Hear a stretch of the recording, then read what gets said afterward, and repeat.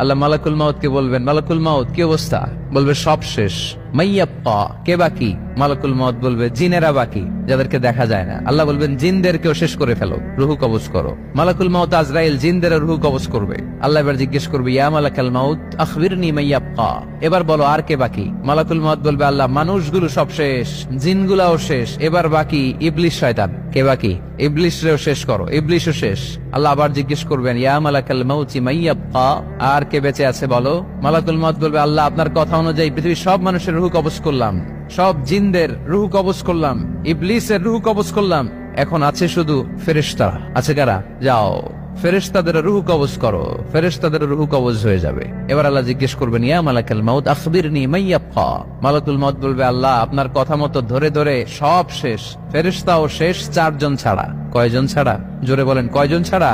ইসরাফিল, জিব্রাইল, মিকাইল, আজরাইল। আল্লাহ এই 4 জন আমরা বাকি। আল্লাহ বলবে, যাও ইযহাব ইনতালিক ইলা জিবরিল ওয়াকবাদ রূহা, জিব্রাইলের রুহু কবজ করো। ইযহাব ইলা ইসরাফিল ওয়াকবাদ রূহা, ইসরাফিলের রুহু কবজ করো। ইযহাব ইলা মিকাইল ওয়াকবাদ রূহা, রুহু কবজ করো। ওই 3 ফেরেশতাও শেষ। এবার আল্লাহ তাআলা জিজ্ঞেস করবেন, ইয়া মালাকাল মাউত আখবিরনি মাইয়াব্বা, হে মালাকুল মাউত আর কে বাকি আছে বলো?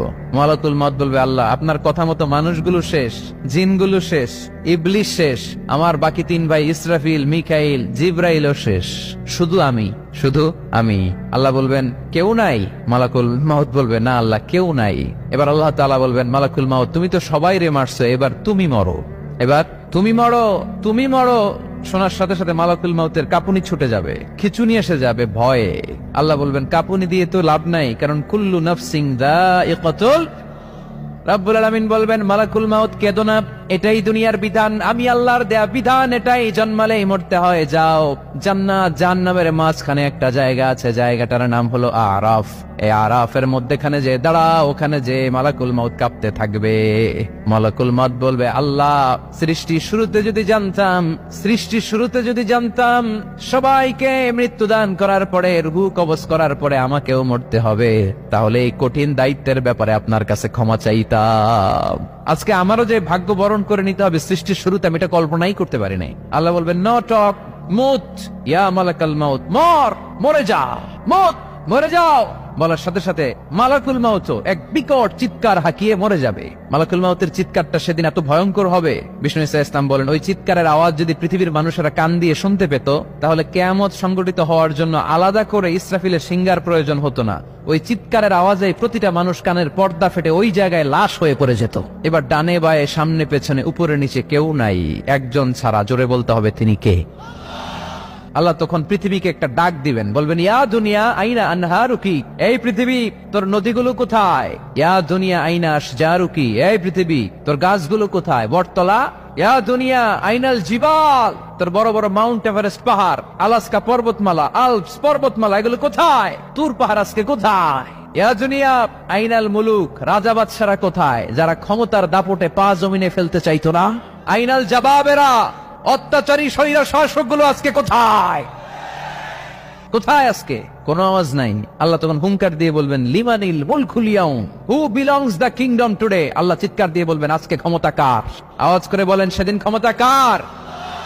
আল্লাহ সেদিন প্রশ্ন করে নিজেই নিজের প্রশ্নের উত্তর দিবেন, লিমানিল মুলকুল ইয়াউমা লিল্লাহিল ওয়াহিদিল কাহ্হার। সেদিন ক্ষমতা দুনিয়ার কোন রাজার নাই, কোন বাদশার নাই, কোন স্বৈর শাসকের নাই, কোন সুলতানের নাই, কারো নাই। সেদিন ক্ষমতা চলবে একজনের, তিনি কে?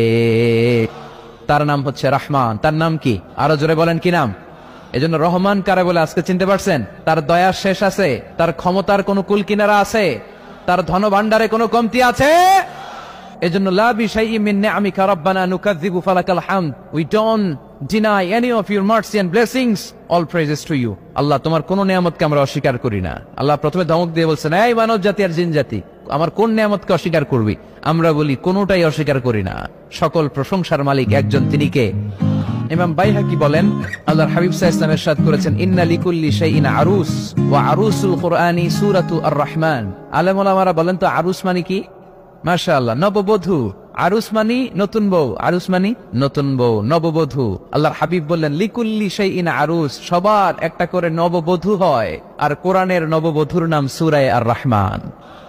ইন্না লিকুল্লি শাইইন আরুস ওয়া আরুসুল কুরআনি সূরাতু আর-রহমান। দুনিয়ার প্রত্যেকের জন্য আল্লাহ একজন করে নববধূ দান করেছেন। আল্লাহর কোরআনেরও একটা নববধূ আছে, এই কোরআনের নববধূর নাম সূরা আর-রহমান।